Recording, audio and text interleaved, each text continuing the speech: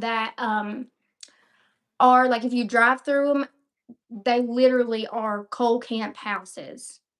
And So, okay. like people own them now because their families would purchase them out over time, but like you can tell they're like copy and paste, and it was a coal camp, and you can drive up in there and see that like it's just remnants of what was, and people think, oh, that was a long time ago, but it really wasn't. It really No, wasn't. and I mean, for people that now listen, I didn't get a chance to experience that. The most I got was, like I said, Southern Indiana, which I mean had its own issues and whatnot. And oddly enough, I came from coal country, but for people that don't have an opportunity to understand what she's talking about, oddly enough, and correct me if I'm wrong, I think that like the setup, the beginning that you guys see in the movie Coal Miner's Daughter is probably as accurate a depiction as possible. You work for the coal company, you live in coal housing, and when you get paid, you give that money back to the coal company, which is where you buy your clothes and your food and everything that comes from some store somewhere is from the coal company. So back Yeah. in the day, these folks, their entire life was within the coal company, earning and giving it back and earning and giving it back, which means it's sort of like a hamster wheel. There is no possibility of outward growth. You're kind of trapped there, right? Yeah. Yeah. And like there would be multiple different companies in one county. So like the county I grew up in is Mingo County, West Virginia. And that is right on the border of Logan County where the Battle of Blair Mountain took place. And the there were at one point like hundreds of small operating coal mines in that part of the country. And if you worked for Make One Coal Company, you could only spend your little coin that was stamped Make One Coal with Make One Coal. You could not go to any other coal company and try to buy anything at their store. So you're locked in.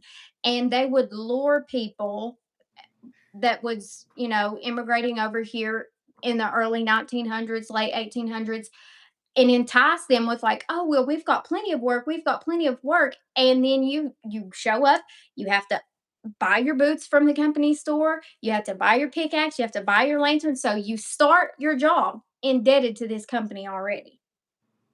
And then It, it just creates an insane cycle of abuse. And then that's where I think like people like my dad and my grandpa that all were more close to like my papa was born in the early 1900s, so like his family lived, you know and then my papa teaching my dad's like, we have to take care of this because taking care of the world that we live in is also going to benefit us in the long run. So it created a way to exist outside of the company by tending to what you could and providing for yourself and like that sustainable thing. But you also had like an entire network and community of um I was just reading my little sister's comments, but you had like an entire network and community of people that were really dependent on each other to survive. so, like, how much of your food comes from what you grow over the course of a Right year? now, a lot of what I grow. I have a huge garden right now, and I know I follow it. It's amazing. I try to grow, and I've really been my dad, my papa, they could all